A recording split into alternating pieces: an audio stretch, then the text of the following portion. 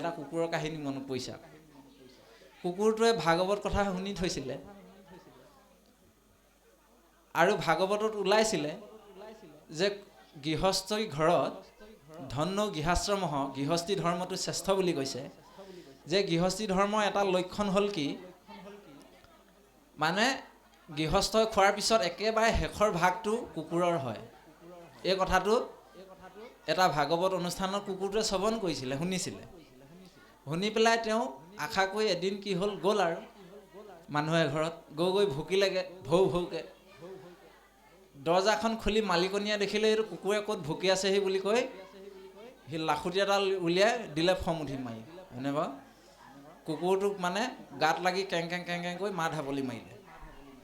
কাৰণ সেই মালিকনীয়ে কথা শুনা নাই, ভাগৱত কথা শুনা নাই, কুকুৰটোৱে শুনি থৈছিলে। সেইটো গ'ল। কুকুৰটোৱে আৰু এটা ঘৰত গ'ল, গৈ পেলাই তাতো ভৌ ভৌকৈ চিঞৰিলেগৈ। তাতো মালিকনীয়ে শিল এটা উঠাই দিলে, ঠেঙতে মাৰি ঠেং লেঙেৰা হৈ মাৰিলে দৌৰ, কেং কেং কেং কেং কৰি কৰি।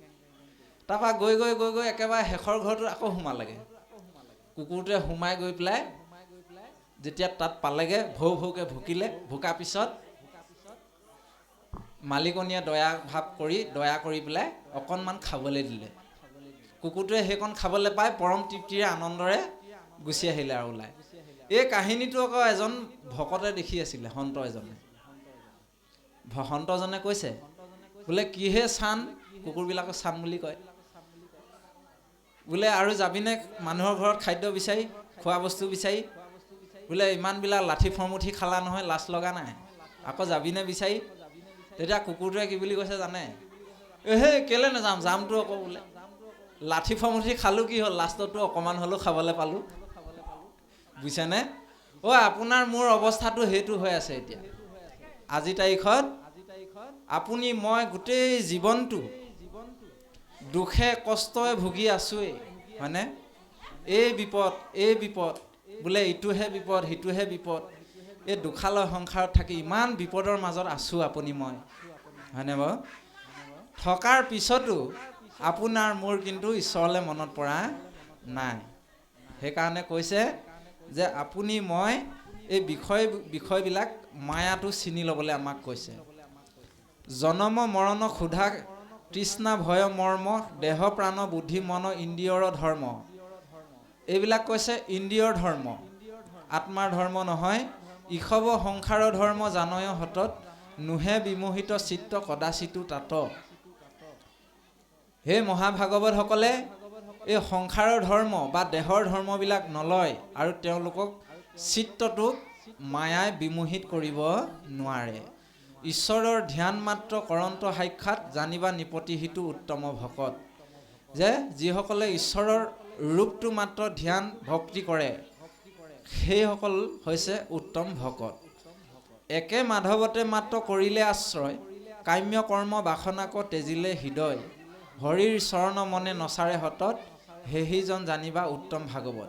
যিজনে ভগৱন্তকে পৰম সুহিত, কেৱল ভগৱন্তকে পৰম সুহিত বুলি ভাবি একত আশ্ৰয় কৰিলে, সেইসকলে এই কাম্য কৰ্ম বাসনা এইবিলাকৰ পৰা মুক্তি পায় আৰু এইবিলাকো তেওঁলোকে সহজেই ত্যাগ কৰিব পাৰে। আৰু সেইসকলক সদায় মনটো চিত্তটো হৰিচৰণত ৰতি হৈ থাকে। সেইকাৰণে সেইসকলক উত্তম ভাগৱত বুলি কোৱা হৈছে।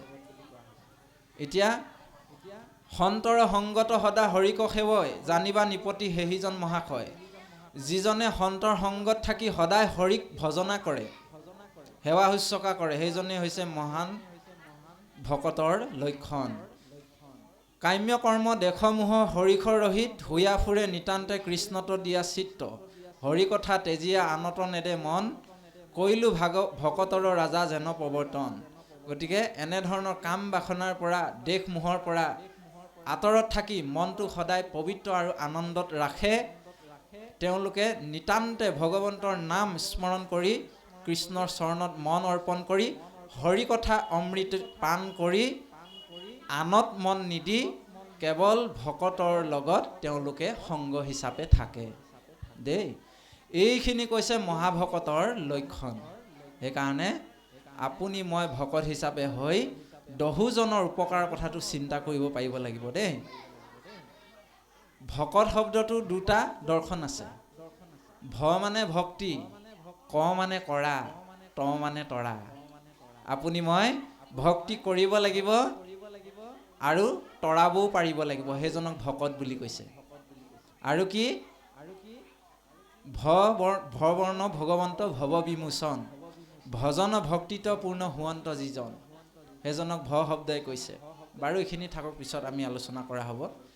তাৰপিছত ক'লে কুলকৰ্ম বৰ্ণাশ্ৰম আদি ধৰ্ম যত, উত্তম বুলিয়া গৰ্ব নুপুজে দেহত। অভিমান শূন্য হৈয়া হৰিক ভজয়, হৰিৰ পৰম প্ৰিয় সেহিজন হয়। যিজনে অভিমান শূন্য হৈ প্ৰেম আৰু ভক্তিৰে ভগৱন্তক সেৱা উপাসনা কৰিছে, সেইজন হৈছে ভগৱন্তৰ পৰম প্ৰিয়।